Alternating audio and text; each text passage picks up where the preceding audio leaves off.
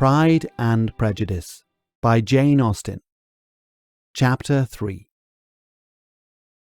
Not all that Mrs. Bennet, however, with the assistance of her 5 daughters, could ask on the subject was sufficient to draw from her husband any satisfactory description of Mr. Bingley. They attacked him in various ways, with barefaced questions, ingenious suppositions, and distant surmises. But he eluded the skill of them all, and they were at last obliged to accept the second-hand intelligence of their neighbour, Lady Lucas.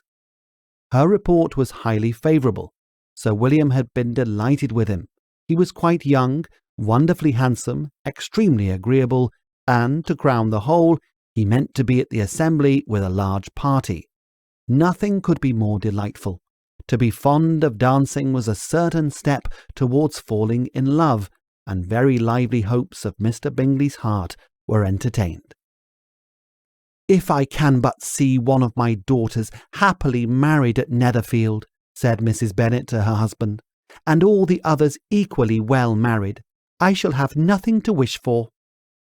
In a few days Mr. Bingley returned Mr. Bennet's visit, and sat about 10 minutes with him in his library. He had entertained hopes of being admitted to a sight of the young ladies, of whose beauty he had heard much, but he saw only the father. The ladies were somewhat more fortunate. They had the advantage of ascertaining from an upper window that he wore a blue coat and rode a black horse. An invitation to dinner was soon afterwards dispatched, and already had Mrs. Bennet planned the courses that were to do credit to her housekeeping, when an answer arrived which deferred it all. Mr. Bingley was obliged to be in town the following day, and consequently unable to accept the honour of their invitation, etc. Mrs. Bennet was quite disconcerted. She could not imagine what business he could have in town so soon after his arrival in Hertfordshire, and she had begun to fear that he might always be flying about from one place to another and never settled at Netherfield as he ought to be. Lady Lucas quieted her fears a little by starting the idea of his being gone to London only to get a large party for the ball, and a report soon followed that Mr. Bingley was to bring 12 ladies and 7 gentlemen with him to the assembly. The girls grieved over such a number of ladies, but were comforted the day before the ball by hearing that instead of 12 he brought only 6 with him from London, his 5 sisters and a cousin. And when the party entered the assembly room, it consisted of only 5 altogether: Mr. Bingley, his 2 sisters, the husband of the eldest, and another young man. Mr. Bingley was good-looking and gentlemanlike. He had a pleasant countenance and easy, unaffected manners. His sisters were fine women, with an air of decided fashion. His brother-in-law, Mr. Hurst, merely looked the gentleman. But his friend, Mr. Darcy, soon drew the attention of the room by his fine, tall person, handsome features, noble mien, and the report which was in general circulation within 5 minutes after his entrance of his having 10,000 a year. The gentleman pronounced him to be a fine figure of a man. The ladies declared he was much handsomer than Mr. Bingley, and he was looked at with great admiration for about half the evening, till his manners gave a disgust which turned the tide of his popularity. For he was discovered to be proud, to be above his company, and above being pleased, and not all his large estate in Derbyshire could then save him from having a most forbidding, disagreeable countenance, and being unworthy to be compared to his friend. Mr. Bingley had soon made himself acquainted with all the principal people in the room.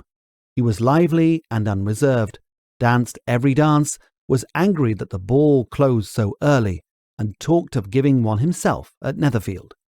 Such amiable qualities must speak for themselves.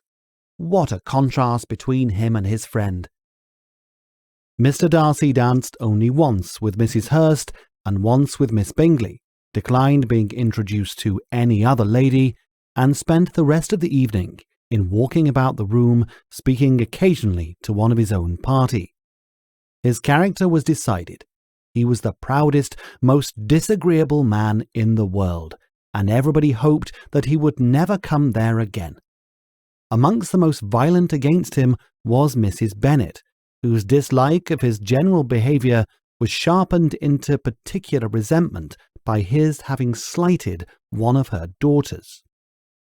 Elizabeth Bennet had been obliged by the scarcity of gentlemen to sit down for 2 dances, and during part of that time Mr. Darcy had been standing near enough for her to hear a conversation between him and Mr. Bingley, who came from the dance for a few minutes to press his friend to join it. "Come, Darcy," said he, "I must have you dance. I hate to see you standing about by yourself in this stupid manner. You had much better dance." "I certainly shall not. You know how I detest it, unless I am particularly acquainted with my partner. At such an assembly as this, it would be insupportable.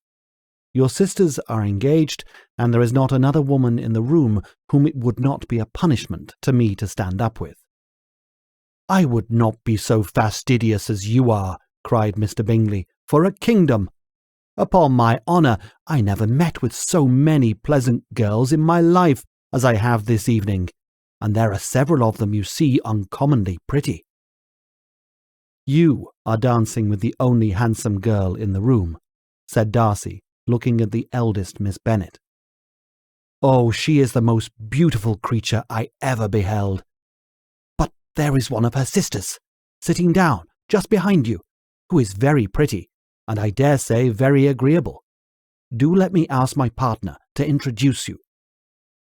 "Which do you mean?"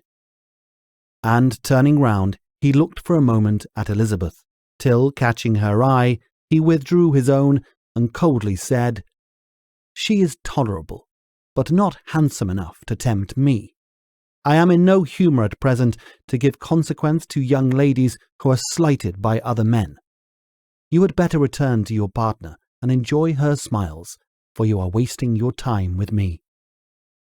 Mr. Bingley followed his advice. Mr. Darcy walked off, and Elizabeth remained with no very cordial feelings towards him. She told the story, however, with great spirit among her friends, for she had a lively, playful disposition which delighted in anything ridiculous. The evening altogether passed off pleasantly to the whole family. Mrs. Bennet had seen her eldest daughter much admired by the Netherfield party. Mr. Bingley had danced with her twice, and she had been distinguished by his sisters. Jane was as much gratified by this as her mother could be, though in a quieter way. Elizabeth felt Jane's pleasure. Mary had heard herself mentioned to Miss Bingley as the most accomplished girl in the neighbourhood, and Catherine and Lydia had been fortunate enough never to be without partners, which was all that they had yet learned to care for at a ball. They returned, therefore, in good spirits to Longbourn, the village where they lived, and of which they were the principal inhabitants. They found Mr. Bennet still up. With a book he was regardless of time, and on the present occasion he had a good deal of curiosity as to the event of an evening which had raised such splendid expectations. He had rather hoped that his wife's views on the stranger would be disappointed, but he soon found out that he had a different story to hear. "Oh, my dear Mr. Bennet," as she entered the room, "we have had a most delightful evening, a most excellent ball. I wish you had been there. Jane was so admired, nothing could be like it. Everybody said how well she looked, and Mr. Bingley thought her quite beautiful, and danced with her twice.